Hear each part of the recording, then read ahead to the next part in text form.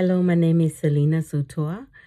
I am recording my last video for week 6, and I'm making up for my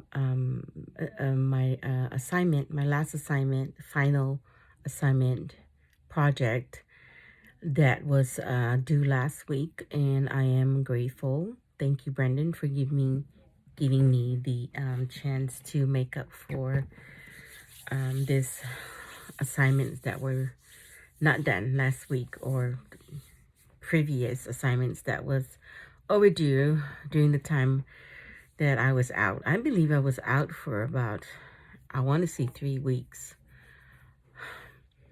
Anyway, it's a long story. My mom, my sister, my son, myself, we keep getting sick. And we keep giving each other the virus or whatever was going on in the air. It was terrible. Anyway, thank you again for giving me the opportunity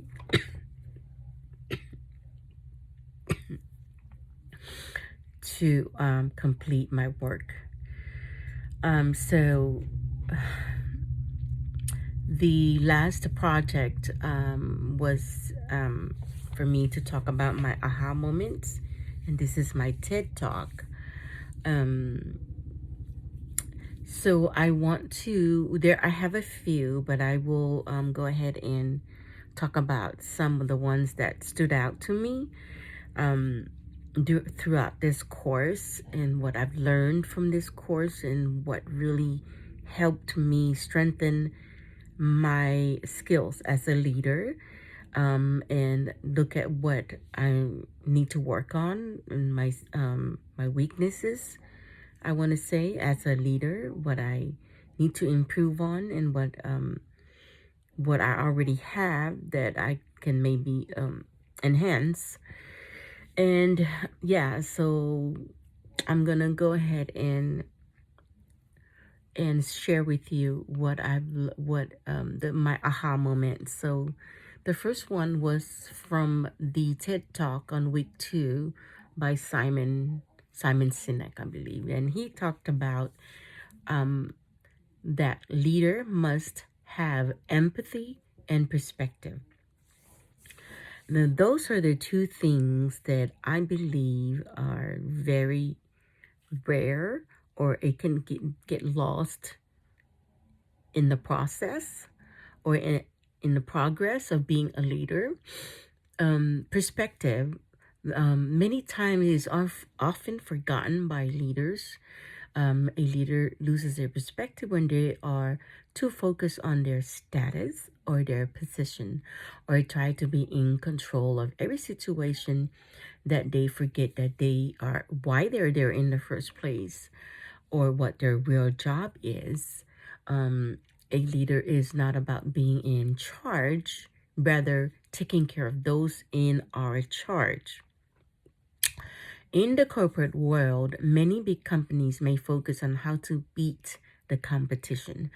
But as Simon had mentioned in his talk about Apple, a successful company that doesn't worry about the competition. Rather, their focus is on how to help teachers teach and students learn. Yes, that was a very big aha moment for me, because it really applies.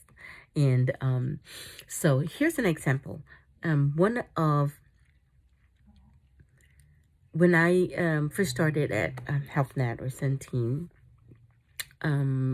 we had two supervisors at the time. One was managing the Medicaid side, and the other was managing the Medicare side. And I was under the Medicaid side, and there was a position that opened up for lead tech, and I applied for it. And both supervisors said in my interview, and I never forget. So they were both facing me, and I was, sitting right kind of in the middle of them. So I was like interacting with both of them. And the first supervisor that I'm mentioning, I'm mentioning her because she's not a very good leader. Um, she kind of took over the interview. She asked most of the questions while my supervisor did the nodding and agreeing and disagreeing or whatever, but not very verbal. But the first one was very verbal. The one that nobody gets along with. Anyway, so she asked most of the questions. I responded. Okay, I responded. Mind you, she doesn't know my work because she's not my supervisor. So she asked most of the questions. I responded. I acknowledge that she is just the one asking me the question. So I acknowledge her and then I respond. Along the way of my responses, as I respond to her question, I'm giving examples of my work. So I turn my attention to my supervisor because she's my supervisor. She knows my work. And so it's more like I look at her for affirmation because she knows my work. And, and I did not intend to leave her out of the conversation, which I didn't. I just mainly looked at her because she knew my work. And I was more comfortable that she knew my work, that I looked at her because I know her and she knows me and she knows my work again. So anyway, but I always, every time she asked me the question, I always acknowledge her and I always look at her and I start off with her. But once I talk about my experience or what I do, I look at my supervisor. It should be understandable, right? Anyway, so interview went on. 2 weeks later, I was called in to the office and they were both in there and they both talked to me about what happened and why I didn't get the job. Again, the first supervisor was the one that was doing all the talking and giving her feedback.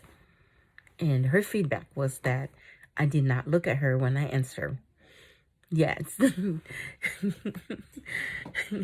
Is that her feedback why I didn't get the job is that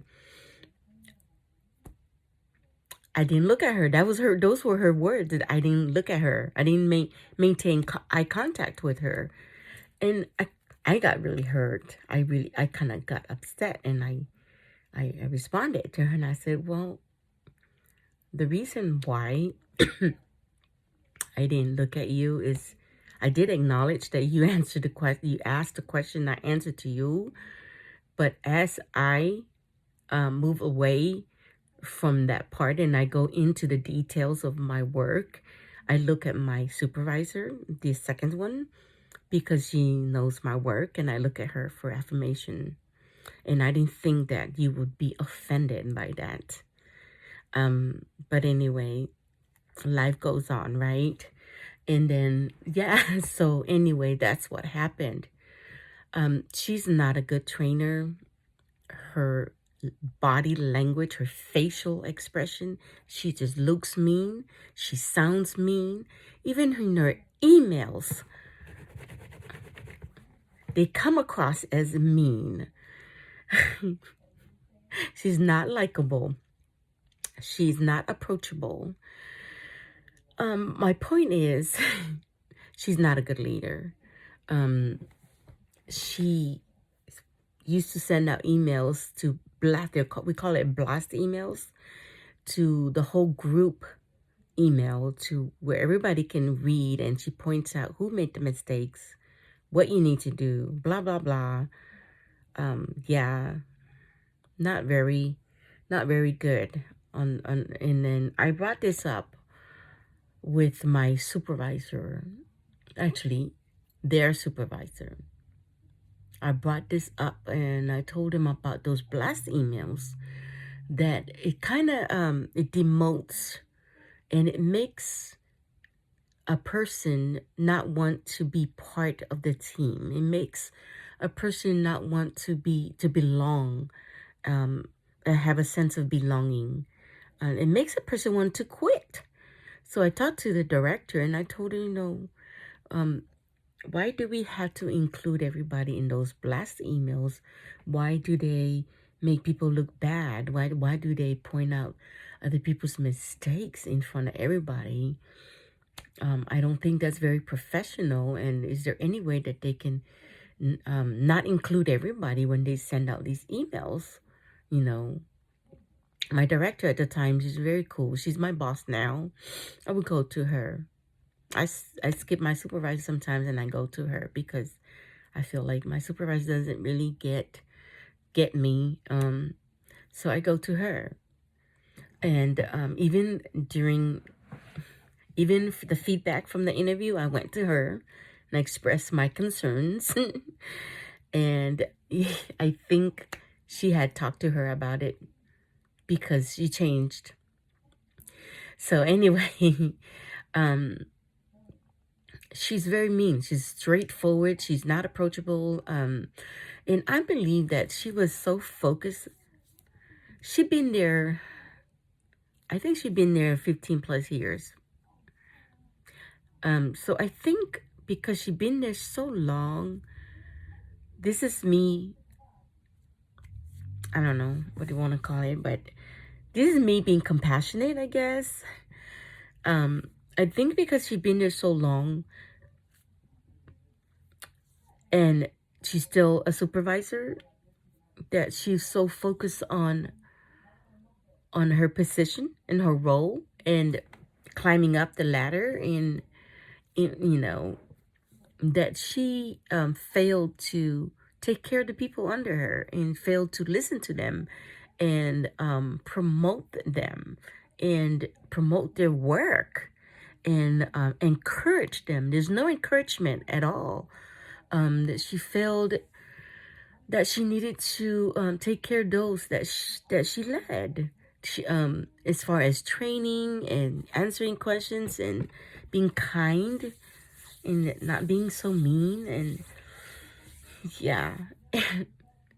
So anyway, this is, I guess, where empathy comes in. As Simon had mentioned, that empathy, you have to be compassionate. You have to think about other situation. Why you have to, why they act the way they do, why they feel the way they do, why they do what they do. And I think, to me, I think that's probably why she was that way, because she'd been there so long and she probably needed, to move up the ladder, the corporate ladder, for after being there so long. She's now a manager, and for some reason, she's now she changed. She changed a lot. She's more open-minded. She's more nice in her emails. Yeah, so that changed a lot. So let me go on to empathy. Simon used millennials in his talk about empathy, and he points out how they fail due to unsuccessful parenting, for one, obsession with technology and social media, impatience, and the environment in which they grew up in or in which they learned from. He said that we, as parents and as leaders, must do something about it now. And we must not blame them because of how they act and how they react and how they do things, because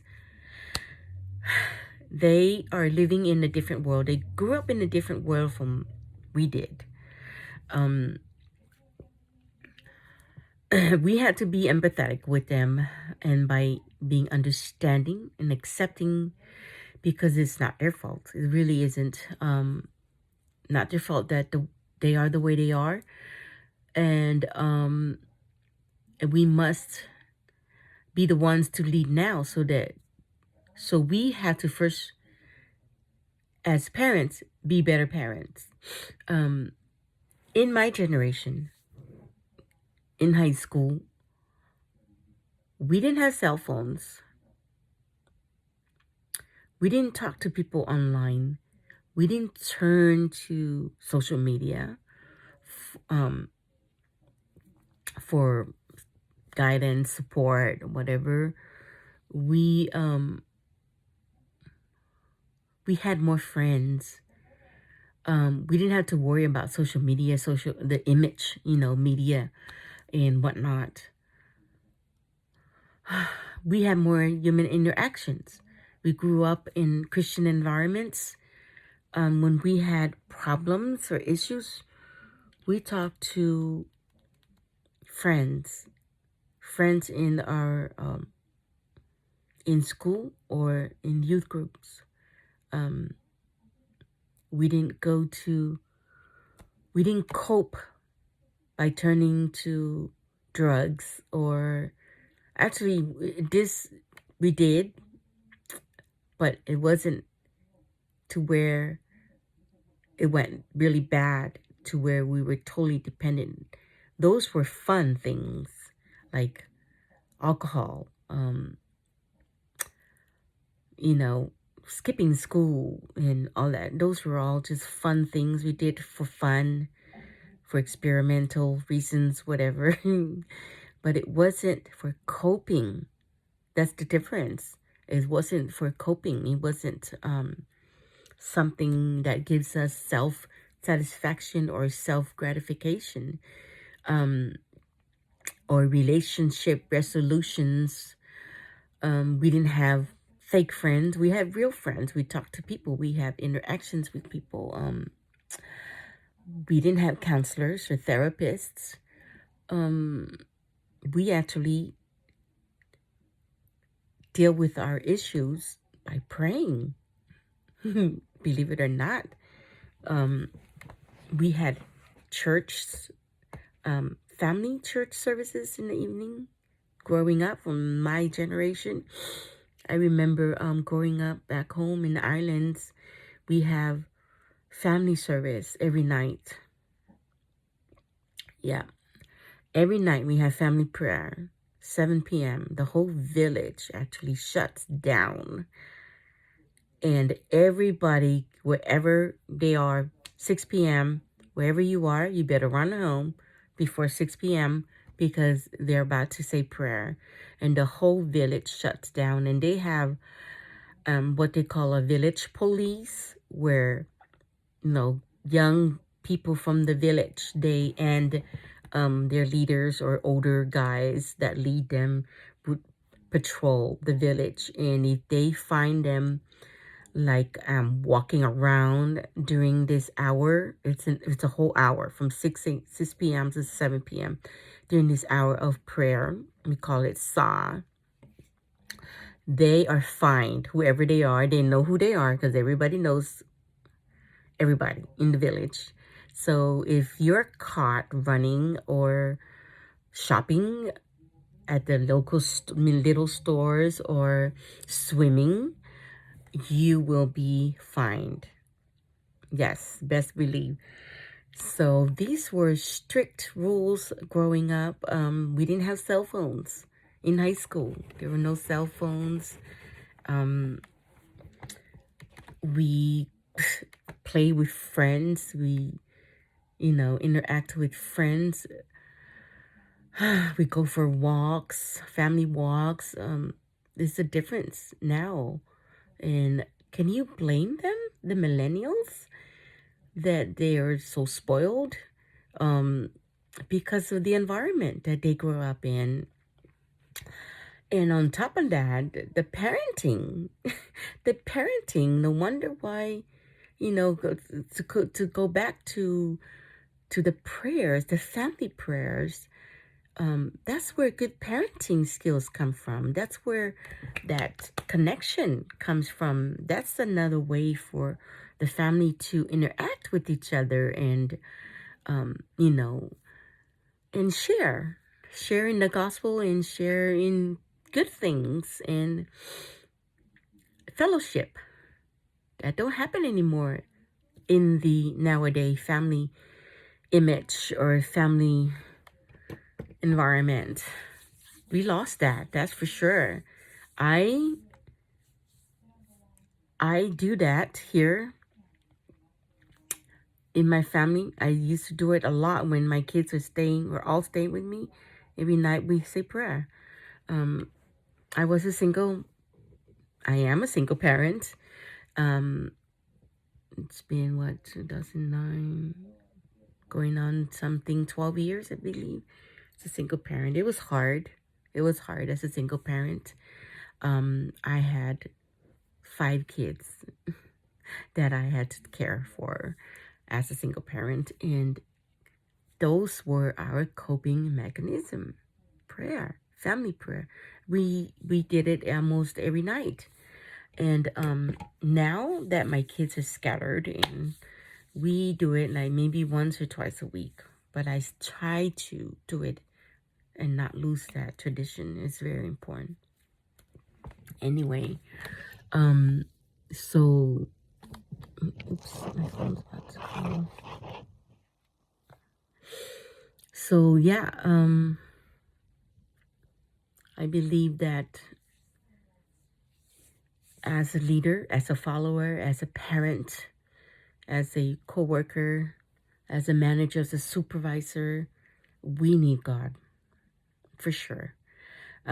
We now many fail to talk to God because He's the real therapist.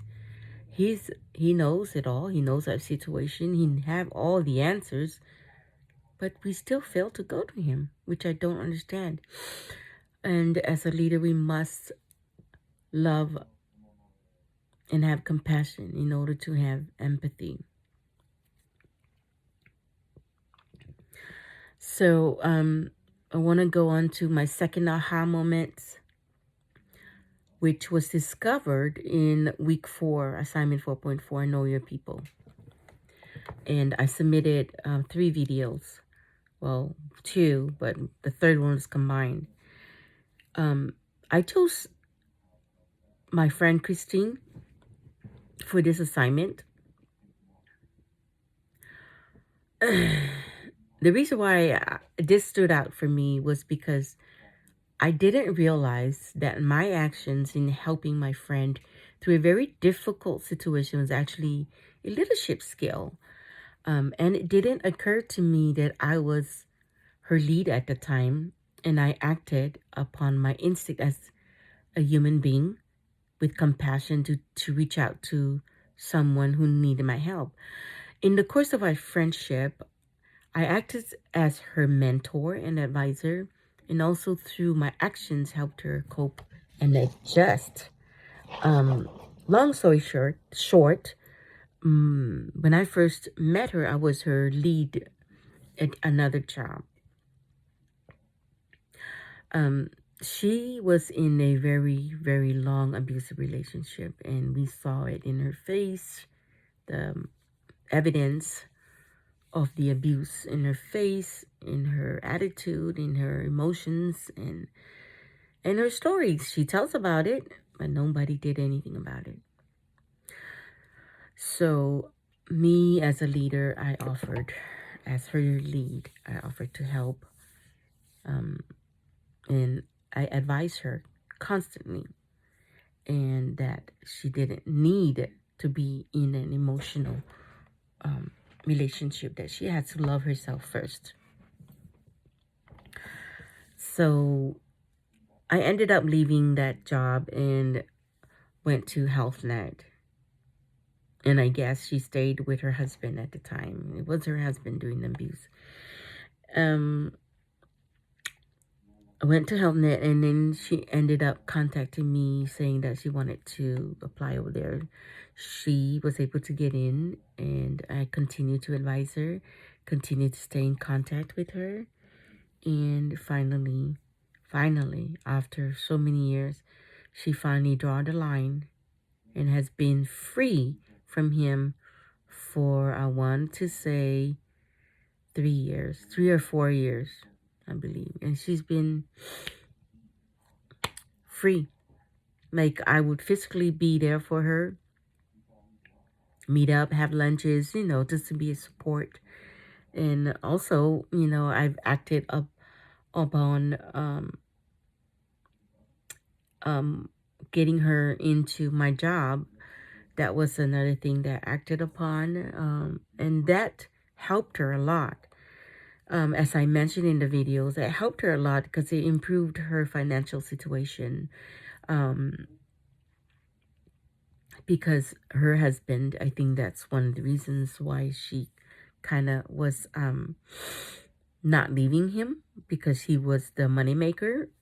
Um, but after, being with HealthNet, she was secure enough to make that decision after something big happened, then, unfortunately.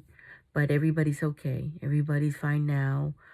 She's okay. Her son, her kids, and her family's okay. Thank God. Anyway, so that is my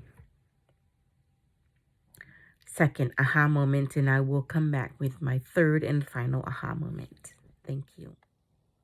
My third and final aha moment is the Maxwell talk.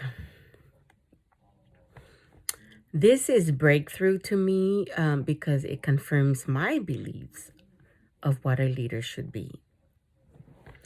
I've never heard anyone use the life of Jesus to teach leadership skills.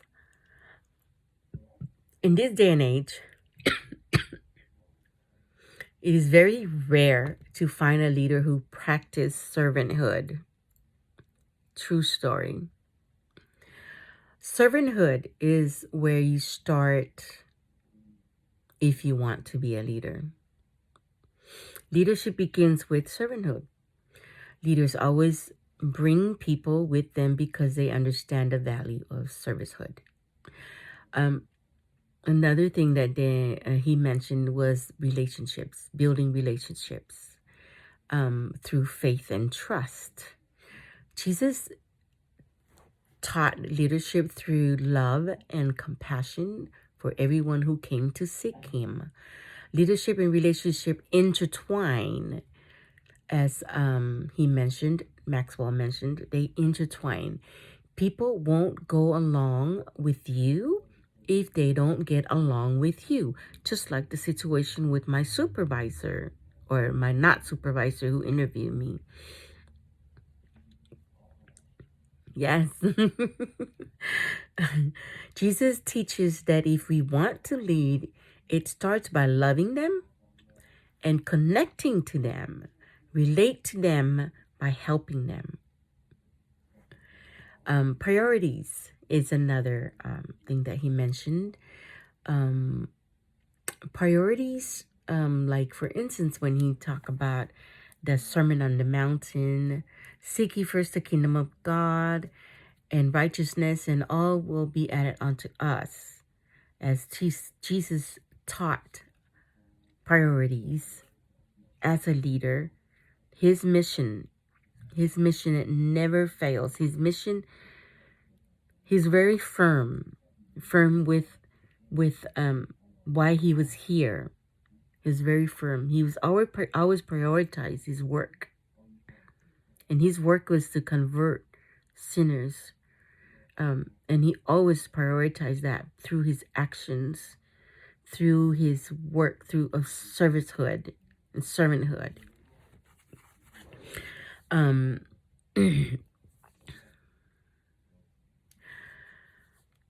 He mentions that we have to give our entire attention to what is going on now and not worry about what may or may not happen tomorrow.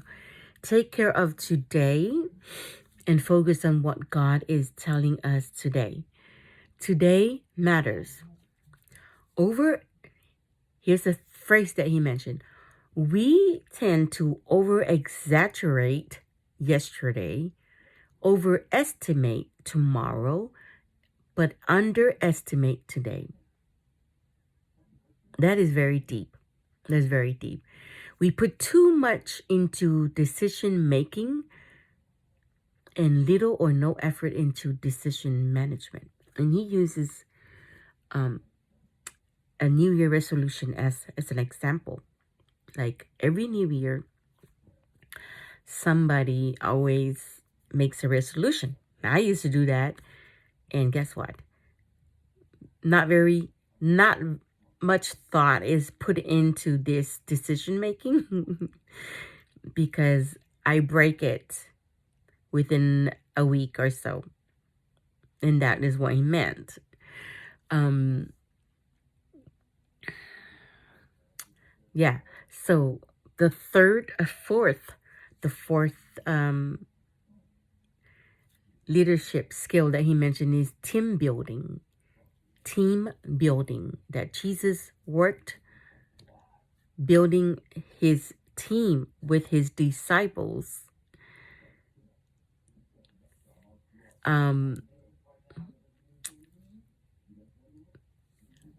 He was a secure leader. Secure leaders are people conscious. Insecure leaders are position conscious. And let me reiterate. So Jesus, the Son of God, came into this world and did not seek privilege as the Son of God. So he had no interest in his position in heaven. Instead, he was more people conscious. Because he's a secure leader, he was more people conscious. So using his teachings as an example of what a great leader is exceptional, because that's what every great leader should follow. Many leaders nowadays, they expect people to respect them, to pull doors for them and be in awe of them.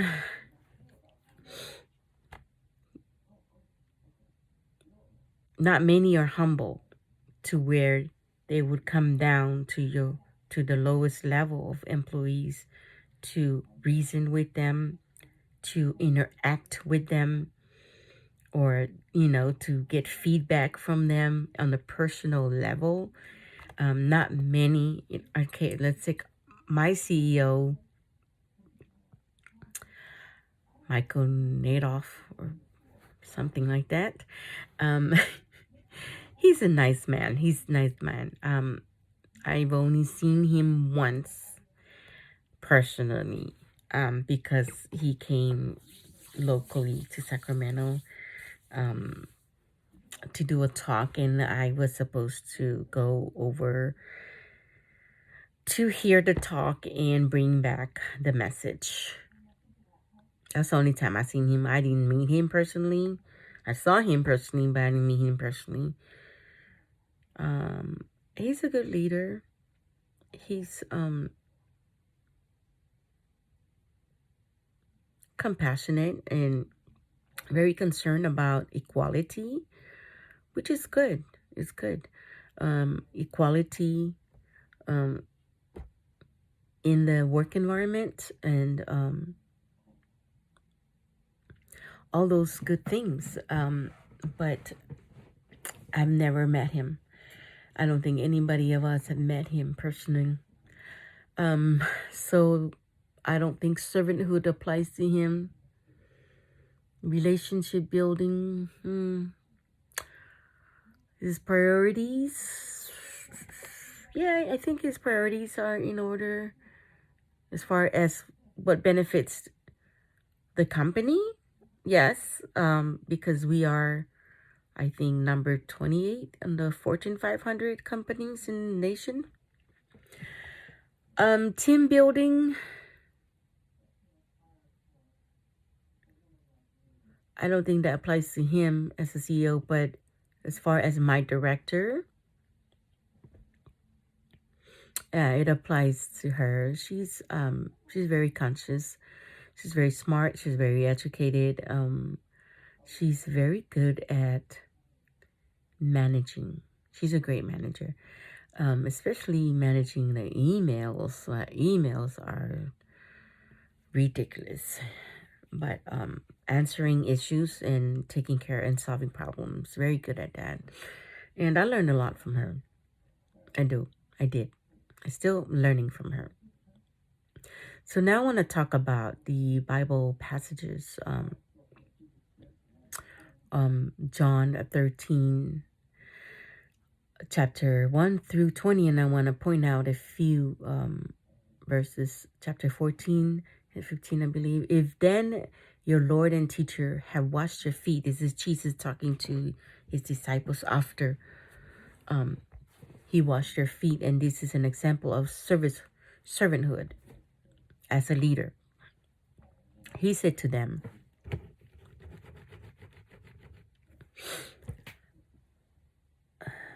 if I then, your Lord and teacher, have washed your feet, you also ought to wash one another's feet.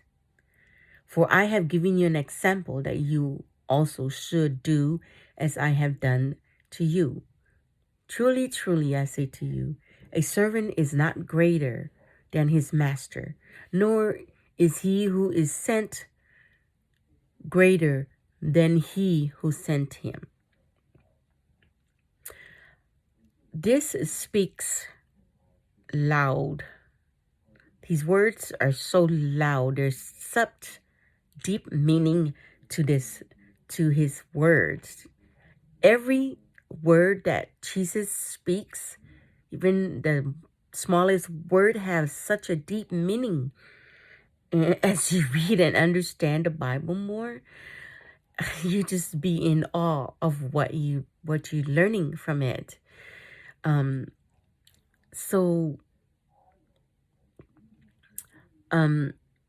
When he tried to wash Peter, I believe it was Peter's feet, he told him, no, don't wash my feet. I am not worthy that you, the Son of God, to wash my feet. And he kept telling him, no, there's a reason why I'm doing this. And I will tell you. So he ended up, and then Peter said something about wash all of me because I am not clean. Not just my feet, but all of me. And then I forgot what he said after that. But he said this person who's already been cleaned do not need to clean his own body, but just his feet. Anyway, so after they were already shocked that he was washing their feet. And then he turns around, he told them, you see me doing this, washing my feet. I expect you, as my followers, to do the same to each other. So as a leader, he's teaching them how to be a leader, and he's telling them that they had to help each other be leaders and be examples of that leader. How deep is that? So I want to go on to Philippians chapter 2. Do nothing from selfishness or conceit, but in humility count others better than yourselves. In other words, put other people first. Let each of you look not only to his own interests, but also the interests of others. Jesus emptied himself, taking the form of a servant, being born in the likeness of men, and being found in human form. He humbled himself and became obedient unto death, even death on a cross. The Son of God, the Son of Man, Jesus, was crucified and died in his human form, became a human for our sake, died as a human for our sake, in the most degrading way that sinners die from. Just as he entered this world and born in a manger, teaches the lesson of humility, humble beginnings, teaches the lesson of detachment from this world and material things. He passed away in humble endings. He was crucified on a cross as if he was a sinner, yet he was the one saving us, sinners, but he died as if he was a sinner.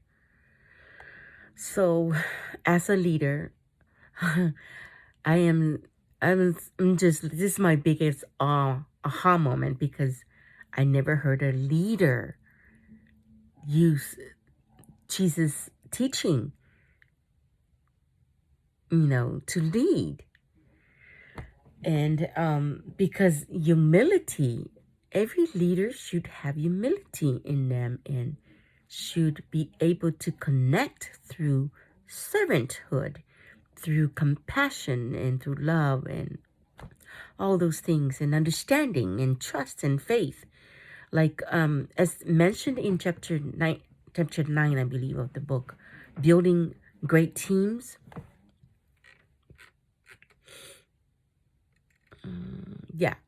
Developing high performance teams.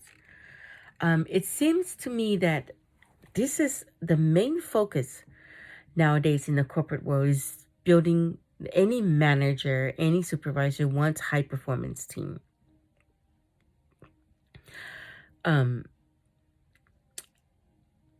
Which is a great thing to have. It's good to have a high performance team. Who doesn't want a high performance team?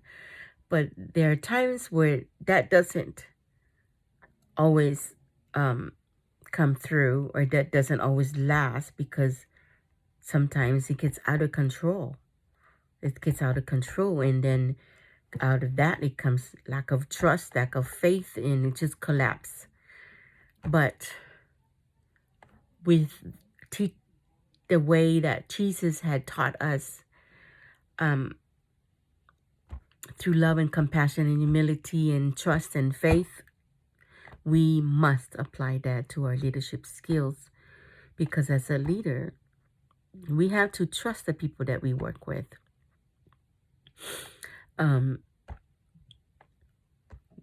It's very important that we do trust the people that we work with. Again, my biggest lesson learned in becoming a great leader is that we must lead through servanthood. That being a leader is not about the title and being in charge. Rather, it's about taking care of people that work under us, that we are in charge of. We build trust, faith through service and actions. We build a strong team through building bridges and bonds and not ladders. We lead by example and establish unbreakable relationships. We lead with humility, patience, love, and compassion. As a leader, my biggest flaw is being impatient, which is something that I have been working on and continue to work on, because it is hard to be patient sometimes when dealing with younger generations. For instance, my children and the younger coworkers who are not always performing up to the standards at work. This issue is actually resolvable at work, and through retraining and trying out different ways and methods of teaching and learning. As for my children, that's another story. And this completes my TED Talk. Thank you.